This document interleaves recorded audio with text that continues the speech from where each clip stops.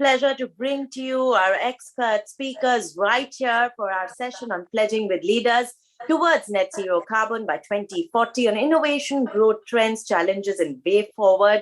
I'd like to extend a very warm welcome to Mr. Alok Nanda, CEO, GE India Technology Center and CTO, GE South Asia. We welcome you, sir.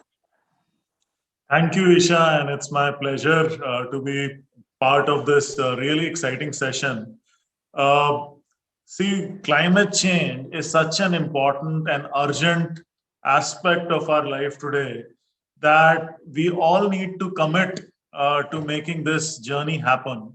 And GE is committed to help our customers and the society navigate this energy transition today and in the future. So what we've committed to is a carbon neutral world in our facilities and operations by 2030. As an example, in our center at Bangalore, the John F. Welch Technology Center, we already have about 85 to 90% of our power coming in from solar energy. And we've also committed to ban the use of plastic water bottles at our facility, to name a few things that we've already started. And we're committed in all our facilities and operations in GE to be carbon neutral by 2030. We are committed, and it's our ambition to get to net zero by 2050 for all our emissions from end use sold products. Now, that's a very important aspect because, as you know, 35% of carbon emission in the world is through energy sources. We are a big player in that, and we feel it as a responsibility to reduce those emissions. Similarly, in transportation sector with our aviation business, we are committed to take a very active role as we reduce carbon dioxide emissions from our products. We've already announced our plans to exit the new build coal power market around the world. And we are committed to all the agreements that the world has taken as commitment towards getting to net zero carbon. Our approach is very simple.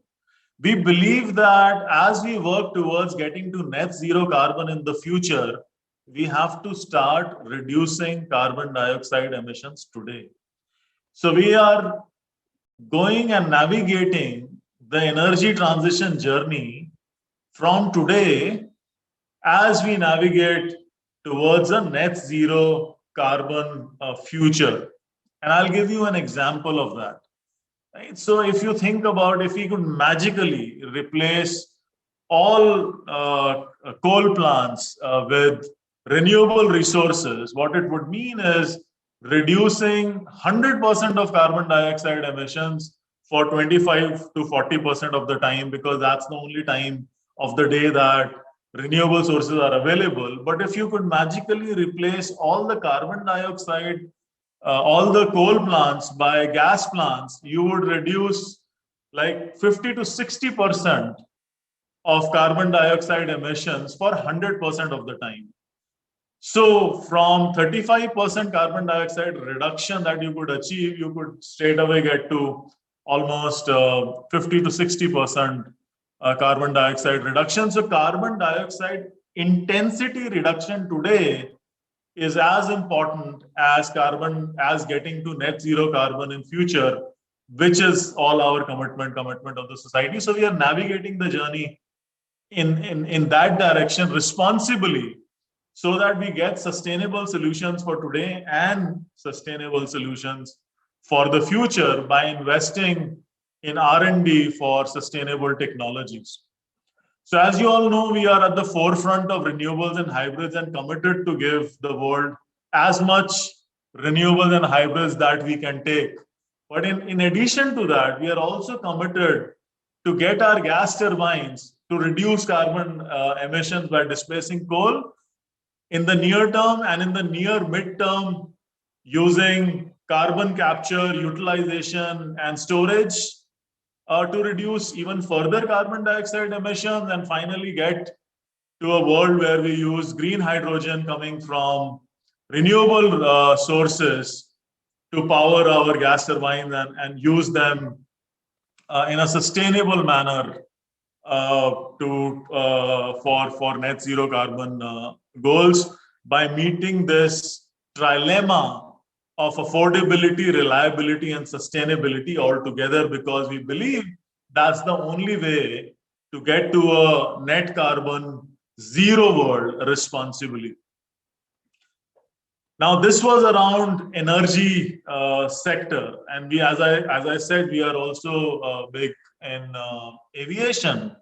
And aviation, although it doesn't contribute to as much carbon dioxide emission as the power sector, but it still has a need to reduce carbon dioxide emissions. And we've taken this leap forward by announcing our RISE program, which is Revolutionary Innovation for Sustainable Engines, which gets us to 20% reduction of fuel usage by getting to technologies which are a leap from today's technology, which itself is an improvement on the past. So RISE is a big commitment from us. What we've also demonstrated last week is flying a United Ways aircraft with a GE engine with 100% sustainable aviation fuel,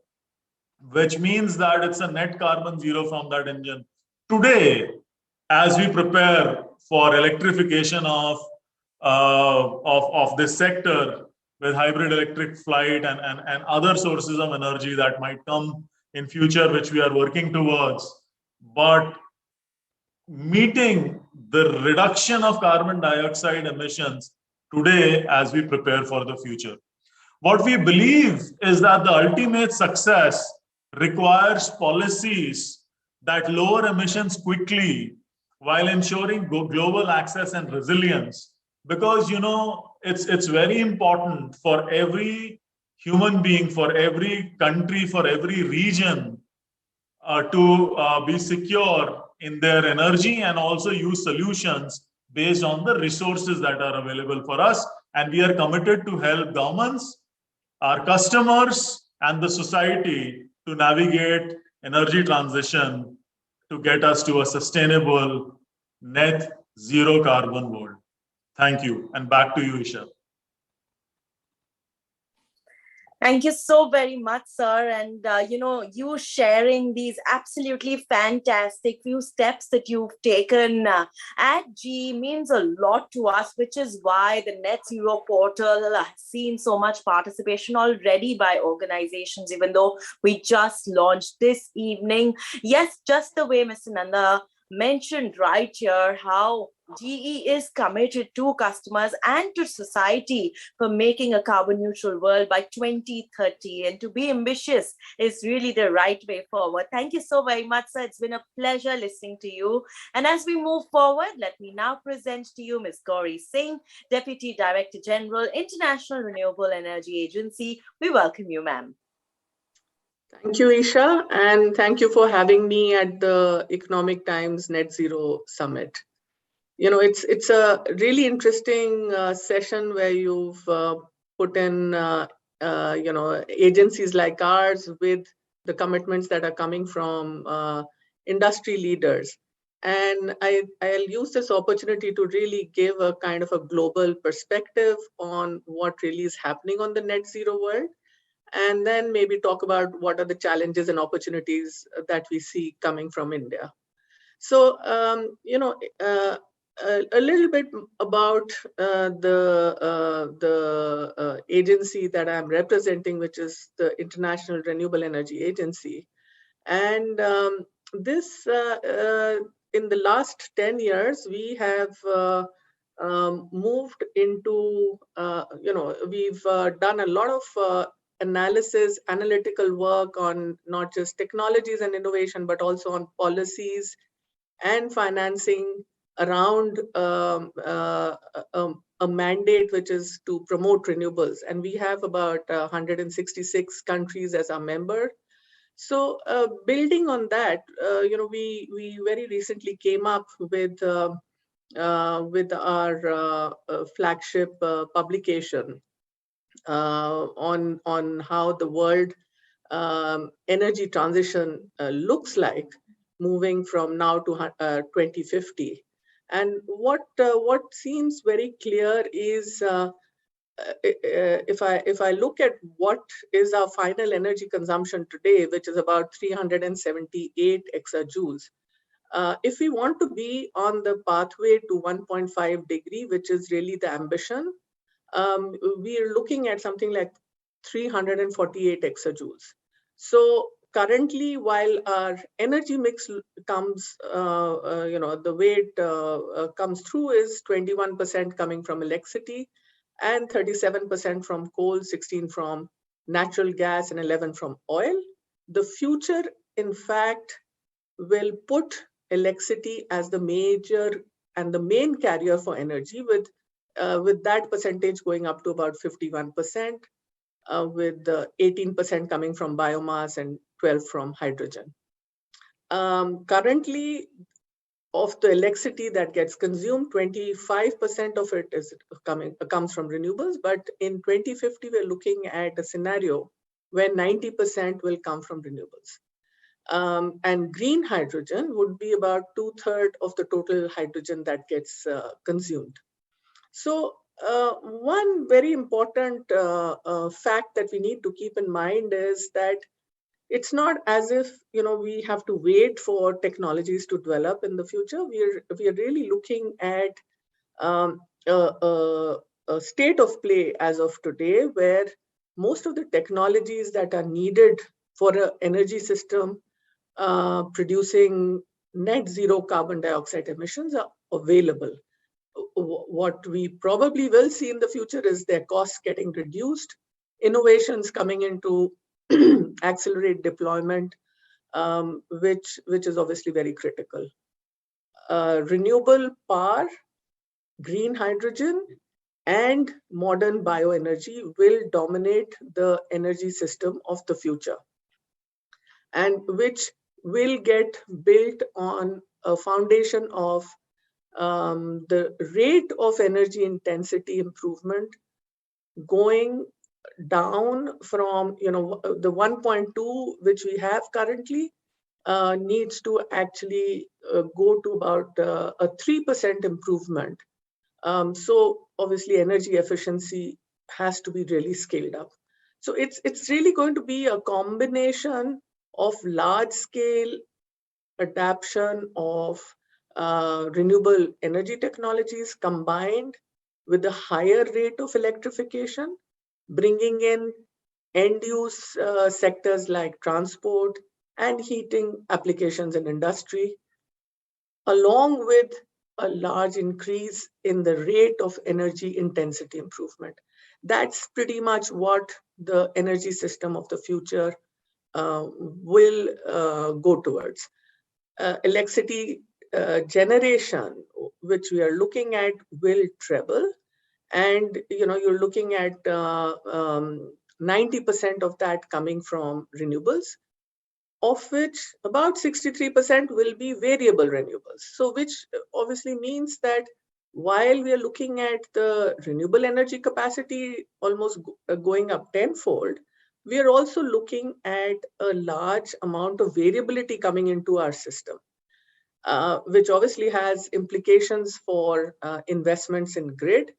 And we are really looking at a higher rate of investments to about $4.4 trillion in energy transition technologies. So that's pretty much the scenario globally. And India, as you know, has made a commitment for 2070, going net zero by 2070. Along with that, we have the 450 gigawatts target, which is clearly very ambitious, but also provides the right signals, because what it means is really we are looking at doubling the capacity that India currently has and trebling the currently deployed capacity in renewables. So it's a huge ask from the industry, but we have a ecosystem that has been built on a very strong base of independent power producers, which have the capabilities of large-scale deployment that we're looking for.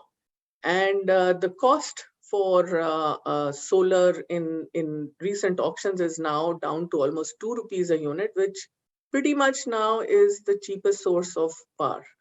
So in my view, the kind of opportunity that we're looking at is with green hydrogen and also, with the new manufacturing PLI policy that's in place will give the manufacturing a big boost.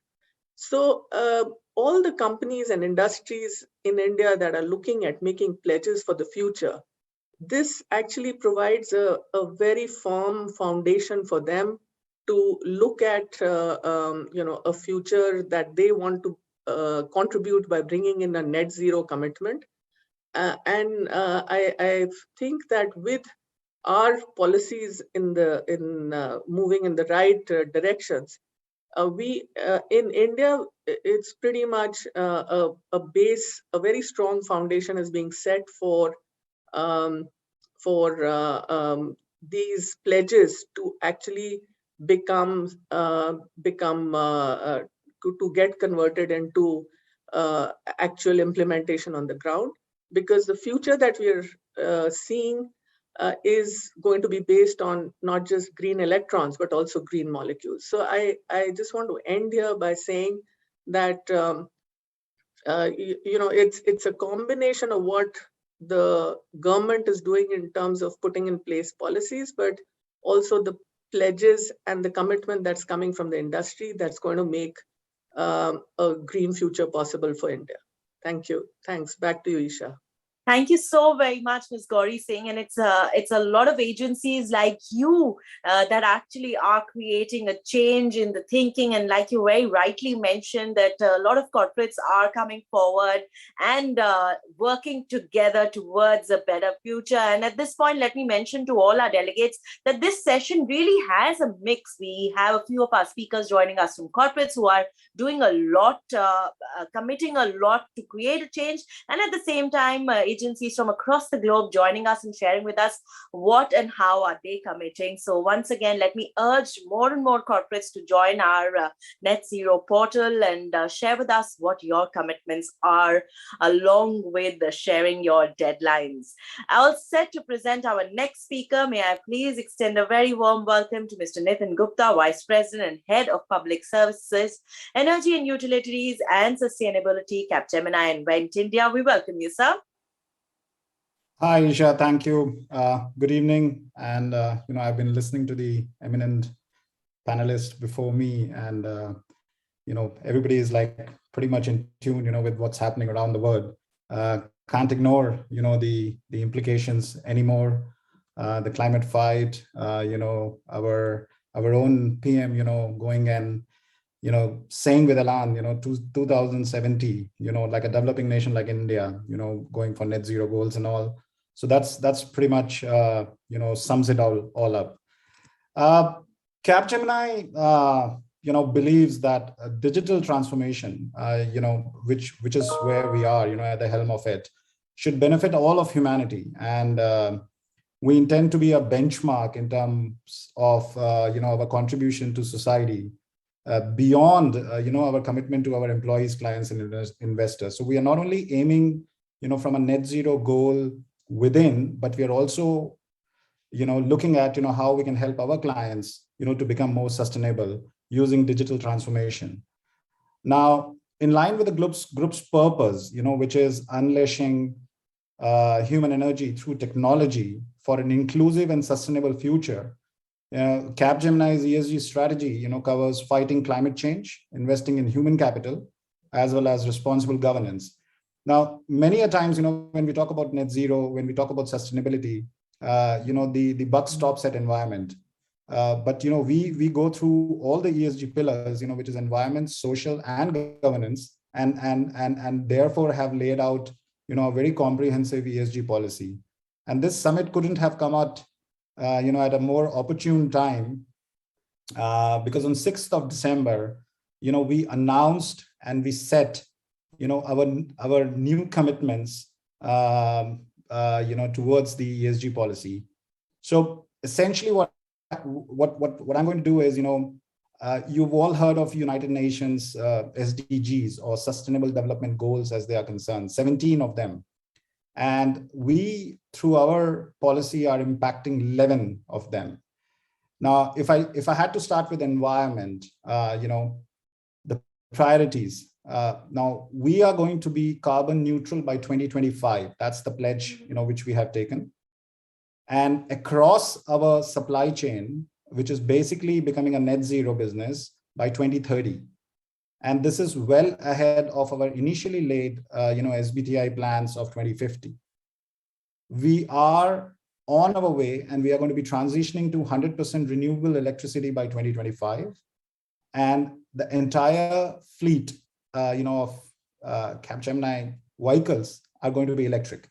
So electric vehicles by 2030 is what our commitment towards environment is. The second one, which is more important, is that we will lead, and help our clients to save 10 million tons of CO2 equivalent emissions by 2030. Companies around the world are investing heavily, in minimizing their environmental impacts, right? We just heard GE, we've heard, many more corporates, talking about it, and they are seeking to be more resource efficient. Increasingly, clients are asking us, about the carbon impacts of service we provide and the potential for technology to help them address their sustainability challenges. Now, as a responsible business, we want to play a leadership role in ensuring technology, creating a sustainable future, and particularly enabling our clients to be smarter about their resources and the products and services they create. Now, there's an interesting fact. The ICT sector currently contributes to 1.4% of the global emissions. And the ICT sector alone has the potential to cut 9.7 times more greenhouse gases than it produces. And our position, Capgemini's position as a leading technology service provider, working with some of the world's largest companies, puts us in a unique position to leverage all of our capabilities, expertise, and solutions to help our clients. Now, if I had to take, some of the foundation work, which we have been doing, we have identified over 30 capabilities from within our own portfolio, which is helping our clients to reduce their carbon emissions. And I'm going to take some very pertinent examples here. Developing sustainable technology. For example, we've used AI to analyze and optimize energy consumption in a water utility company. Imagine about that. Creating sustainable business models. For example, we have centralized retail companies' stock procurements modeling to reduce the emission from transporting goods and waste from uncoordinated purchasing plans. We have leveraged data and insights to drive sustainable performance. For example, we visualize a manufacturer's energy consumptions and carbon emission data to enable identification of opportunities to reduce impacts. And so on and so forth. There are innumerable examples in across sectors, where we ourselves have taken up the step that not only we will be practitioners within the organization, but through our sustainability advisory services, we will also help our clients to save, as I said, 10 million tons CO2 equivalent 20. That was on the environment side. Social aspects. We're relentlessly investing in our talent through a unique experience developing tomorrow's skills. So what we have done is that we have increased the average learning hours per employee by 5% every year to ensure regular lifelong learning. We're enhancing a diverse, inclusive, and hybrid work environment. So 40% of our women in our teams, by 2025. So if the women are hearing it, Capgemini is truly a diverse organization. We've already hit very near to our goals, and 40% of women of the entire workforce of 300,000 by 2025. So imagine, what numbers are we talking about? Supporting digital inclusion in our communities. 5 million beneficiaries are going to be supported by our digital inclusion programs by 2030. Now, on the governance side, the last one, we are fostering a diverse and accountable governance. How? 30% of women will be in executive leadership positions in 2025 in CAP across the board. We're going to be maintaining a best-in-class corporate governance. On the ethical standards and time for mutual growth, we're going to be maintaining over 80% of the workforce with ethics scores between 7 to 10. And by 2030, suppliers covering 80% of the purchase amounts of the previous years will have committed to our ESG standards. So it's like a complete value chain, which we are targeting. We're just not satisfied by being ourselves carbon neutral by 2025 or net zero by 2030. Capgemini was one of the, the first players in its sector, as early as 2016, when we had already reached our 2020 goals 10 years earlier than targeted and ahead of COVID lockdowns. I mean, in 2020, we set up a more ambitious framework and for several years, made diversity, inclusion a priority, and in 2021, CAP was, this year was recognized by Ethisphere as one of the world's most ethical companies for the 9th consecutive year. So, the organization will communicate on a regular basis and in a transparent way on its extra financial performance, in line with all the frameworks, which are there from a sustainability point of view, GRI and SASB being one of them, and as per the TCFD recommendations. Now that's more on our ESG story and, all of it, which we just said. So just reiterating the fact that one is that, we have pledged pretty much, in line, with what's happening around the world. And the second one is that we are, pledging this by making even our clients, sustainable. And that's where we are headed. Isha, if I can just take one more minute and just, I don't know if I can share the screen. Is this visible?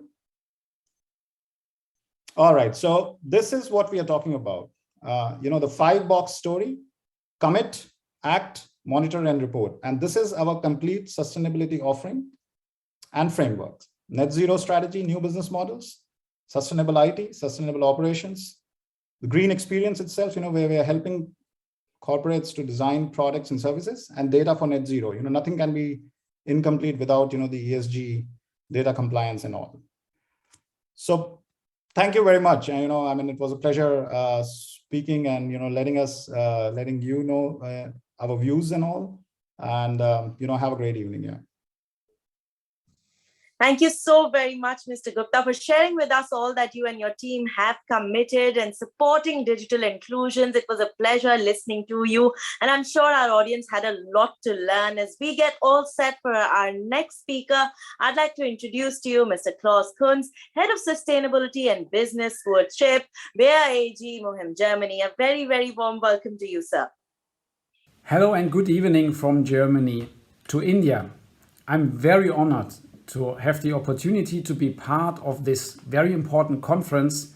And I'm also very pleased to share some insights with you about the steps which Bayer has taken towards sustainability and net zero in the last couple of years. 3 years ago, there was a very important decision made at Bayer. And the decision was actually to put sustainability at the core of business and operations. And the first step to net zero was a commitment of Bayer to become a carbon neutral company by 2030, following the Science Based Targets initiative. I think this initiative is very important and crucial, both for the sake of being fully transparent about the steps taken, but also defining the ambition level in the steps taken both in the own operations, but also in the own supply chain. Now, looking into agriculture, there's huge opportunities to become more sustainable and for a company like Bayer to make a positive impact. And we were wondering, what are those impact areas we need to think about?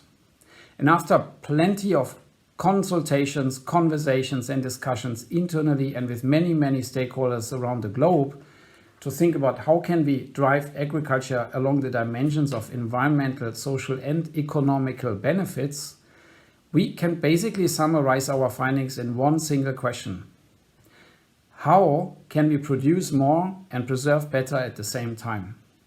How can we make sure that there is enough safe and affordable food available for people everywhere on the planet, while at the same time improve our efforts to restore biodiversity and fight climate change? And from those thoughts, we came to the conclusion to commit to 3 very important commitments, which I just want to share with you. They were published 2 years ago.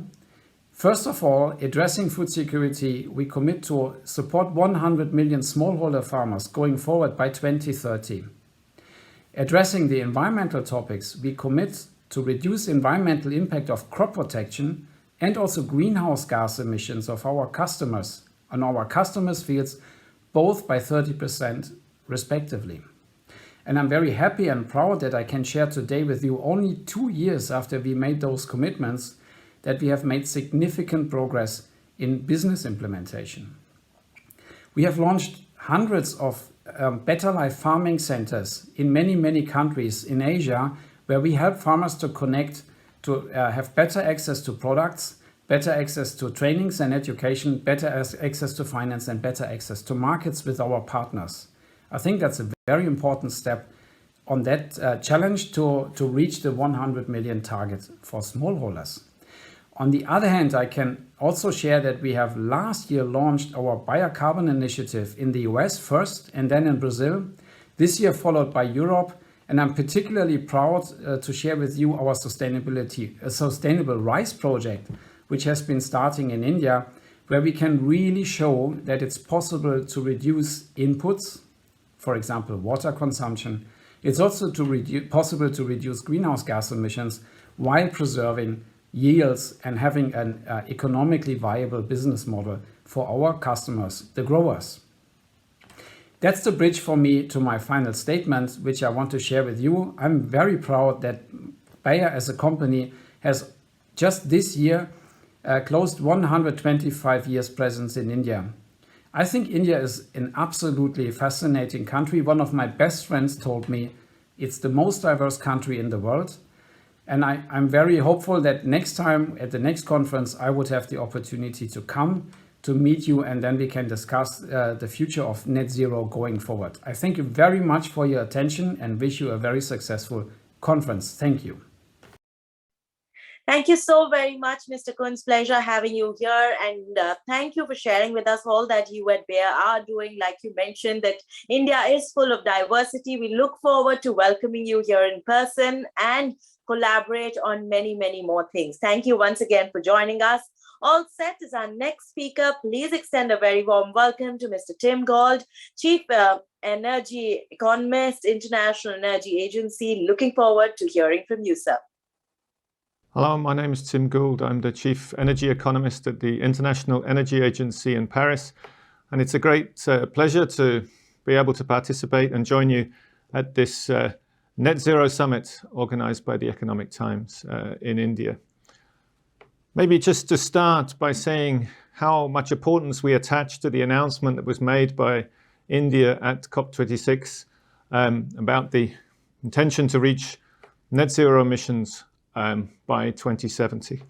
This is a hugely significant moment for India and indeed for the world and the global fight against climate change. So India is now pioneering a model of economic development that could avoid the carbon-intensive approaches that many countries have taken in the past. And for us, it's particularly significant that the way that this provides a blueprint for the process of change in many other developing economies. And when we look at India, we're very conscious that the energy transition is only one of a large number of transitions that India is undertaking. The transition to full universal access to modern energy, building, of course, on the incredible achievement in recent years of access to electricity. There are also transitions from rural to urban life associated in turn with huge build out of infrastructure and changes in patterns of energy consumption, often in the direction of greater use of electricity. There is also, from a global perspective, a pivot underway in global manufacturing towards India. So when we look at India, I think it's very important that we recognize the broad nature of India's development agenda and also all of the different energy challenges and opportunities that it faces. But what comes through extremely strongly in all of our analysis is just the sense of scale of India's ambition and its opportunity. So whichever aspect of energy you're looking at, India is going to be such an important player.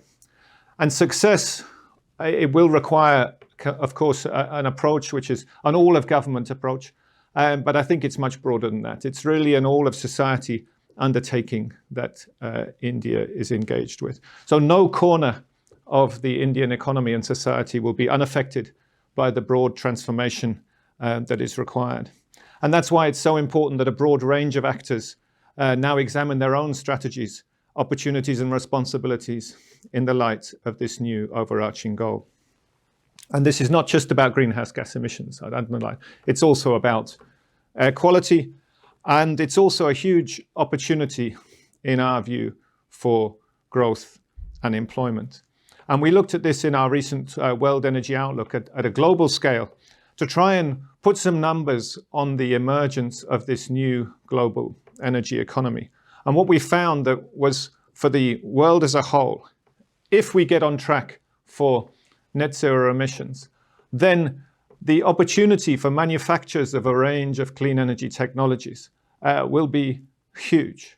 The annual market size for manufacturers of solar modules, of batteries, of wind turbines, of electrolyzers, of fuel cells, if you put those 5 categories together, then the annual market size is well in excess of $1 trillion by mid-century. So that's broadly equivalent to the size of today's global oil industry. So you can get a sense of the economic opportunities that are there for companies and countries that are well positioned in these growing global value chains. And I'd like to just take one more example in relation to India, and this is particularly relating to investment. Naturally enough, getting to net zero emissions will require additional investment in a wide range of clean energy technologies.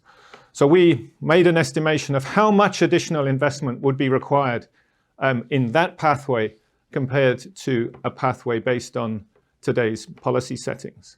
And it, over the period to mid-century, that's an additional $1.4 trillion. Clearly a substantial sum. But we also have to bear in mind the benefits of such an approach. And what we also calculated was if India does make that investment in greater efficiency, in clean energy transitions, it will also reduce its fuel import bill. And the amount cumulatively by which it reduces that fuel import bill is also around $1.4 trillion. So it's very important to have all of these factors in mind. When we look at the current patterns of energy investment in India, our own estimation is that energy investment in all parts of the Indian energy economy has been running at around $70 or $80 billion per year. More than that, more than half of that goes to the power sector.